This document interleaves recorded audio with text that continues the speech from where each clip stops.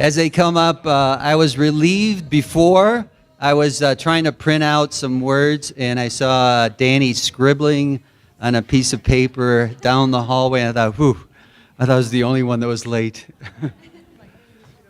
I, too, I owe my job to Joan McDermott. I work at USF now, and she gave me the job. And so Danny's not the only one that way. But I am so proud of this group and what they did. They're awesome, awesome people, and the memories are awesome. Congratulations to the fellow inductees. It's pretty cool to listen to everybody's story. Everybody's story is really special, and it's so motivating. I wish there were more younger people, and to see all of your daughters and sons here, I think that's awesome to see for their future. Thank you to the RMAC, Chris, to the staff, especially to Jacqueline for all the work she's done. I think it's really a cool event for everybody in recognizing their accomplishments. We had a really special time in the 90s at Regis. A lot of it was set up by a gal named Margie Mara, who started women's sports at Regis in the 70s, and then Barb Schrader, who was instrumental in bringing around a lot of the opportunities that you all had back here. Tom Reynolds was a huge piece from the administration. And then we had some very special people in the department. Tom Dugan was our faculty athlete rep, and Tom taught philosophy. He used to be a Jesuit until he said you can't prove the existence of God, and then he was out.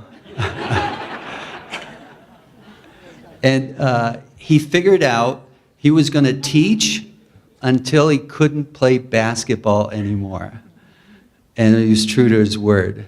He had the best hook shot, left or right. Extremely sweaty guy to play against, though.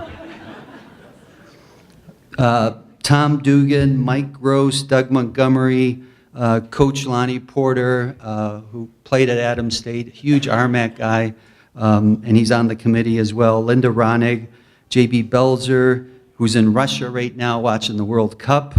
Not sure how he does it on a coach's salary, but his wife teaches. Dan McDermott was our baseball coach as well. I have to mention Mike McLean, who was our assistant coach previous to Frank, and he was instrumental to recruiting some of these key players, and he was a great coach for us as well. And then I've got to remember some professors, Lee Shannon, Lee the Flea, because he still plays basketball and he's like 75. He's got a pacemaker, and I'm like, Lee, are you going to die on us? John Flood, Nora Broughton, these were professors who passed away but were such ardent fans and came to all of our matches. And then we had these incredible students who traveled when we went long distances. And then Father John Ridgway, who was our chaplain, he was a Jesuit, and he stayed in the order, and he sends his regards. And he couldn't travel, and he's got this ZZ Top kind of beard now. You would never expect it out of a Jesuit, or maybe you would. Yeah. And then what I want to, one concept I want to share with you. I think when we know that we can impact something, we're more involved. Sometimes, and people call it legacy, sometimes you won't see the result of your work necessarily. But I think it's so important to set it up for people that follow you. And the most interesting about 97, 98 was in 97, we had a great year. We lost in the Elite Eight. And Frank Gray, our assistant, passed out oranges to everybody in the locker room as soon as we were done. And we're like, what? Oranges? Next year, the predetermined site for the Elite Eight was in Florida. So we go through the season. In 98, we qualify, and Jenny Rupp pulls out her orange when we qualify. Did you bring it? You still have it? It's kind of brown, or at least it was then. Hard as a rock. It was awesome. It was awesome. And it inspired us to figure out, okay, we've invested in the season, and how do we get the fruits of those labors the following year? So I encourage you to, as one colleague put it, leave the pennies heads up for the people that follow you. Here are some of the people that were part of this team. Number one, Melinda Almazan, who was inducted in 2005, I believe. Did you make the ceremony? Yes. You did? Okay. Yes, I was here. For some reason, I didn't think you did. Yeah. But Mel was awesome. This is what made her awesome. October. So the end of the season isn't in sight yet. The newness of the season has worn off. She comes into the gym. I'm so excited about practice. And here's the kid who's the best kid in the gym probably, triple major, hard worker, and she's decent looking too. I mean, she has everything going for her, and she wants to work hard, and she's excited about practice. It was awesome. Frank and I were like, wow, this is work. And we get paid for it. It's tremendous. But Mel was such a leader for us, and she did it with her work ethic, and she was able to lead us, and everybody respected her and followed her. The other thing that was really cool about our team, one morning I drove into work, and I saw them all out on the field. Some were running, some weren't. So I asked some of the leaders, I go, what was going on this morning?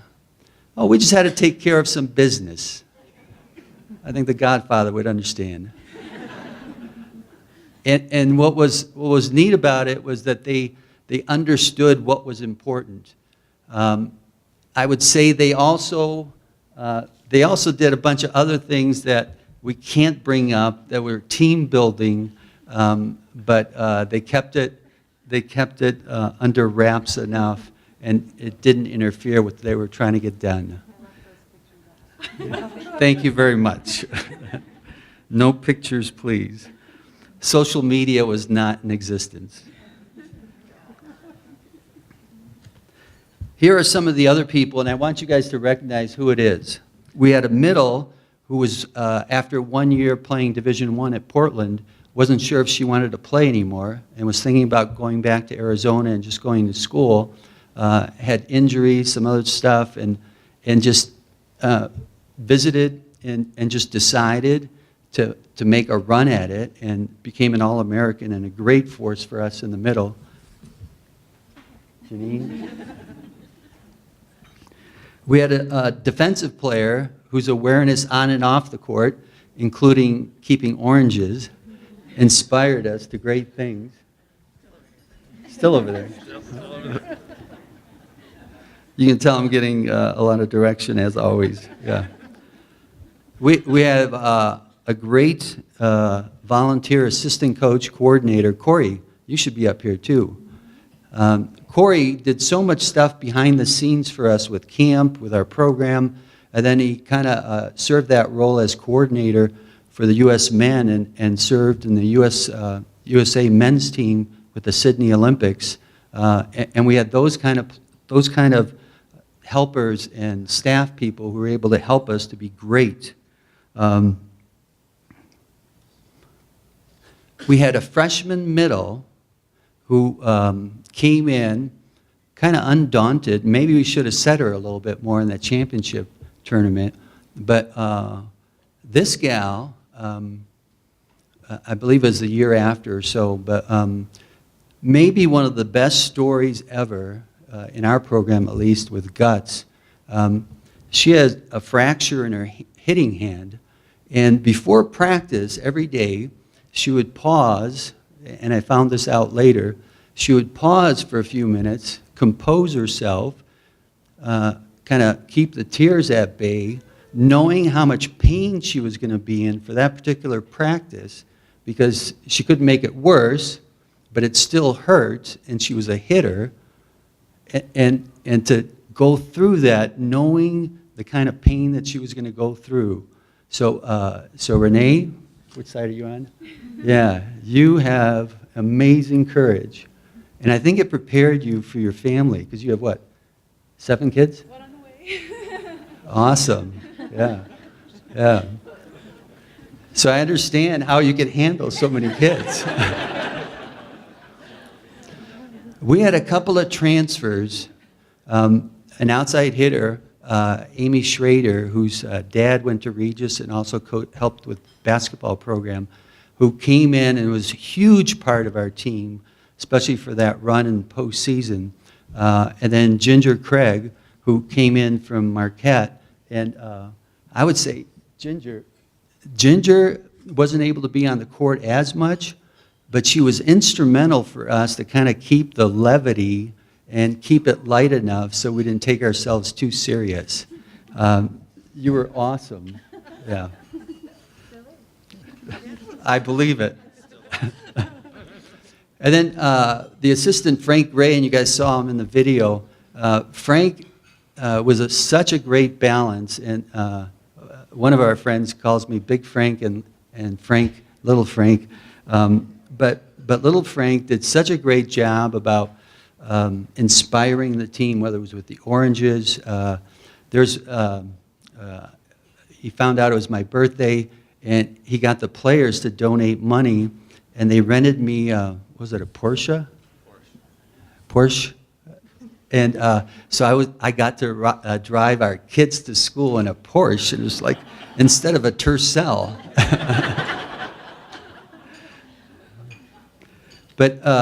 But the balance that we had on the team, whether it was with the personality, with our talent, I think that's what allowed us to accomplish what we were able to do. I want to recognize all the ones who weren't here, I think if they knew maybe how special of an event it was, maybe it would have been different. But nonetheless, recognize them as well and congratulate them. Did I leave anybody out? Yeah. Terra Gonzales. So I believe it was the year after we do the 300-yard shuttle run, and they've got to get a certain time, and then they have to run it again after they rest for about 5 minutes. One of the neatest things as a teammate that I've seen in our program was Tara's competitor, another setter, had some problems with the shuttle run. And Tara, seeing that she was struggling, slowed down, ran with her teammate so that her teammate could be successful in the run and so that we as a team could pass the test. One of the coolest things that I saw in terms of teamwork and kind of sucking it up for individual goals so that the team can get something done there. Yeah, Terra was awesome. And then lastly, I just want to thank all the families and the support that we got from the institution, from your families here, from your kids that are here.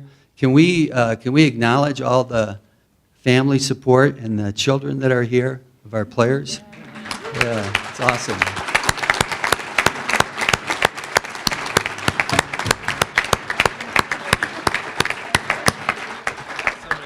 So in like 15 to 20 years that you guys can get up here as well. Yeah. And then I want to congratulate to Joel List, the current coach, and their team for this past season, and wish them the best going forward.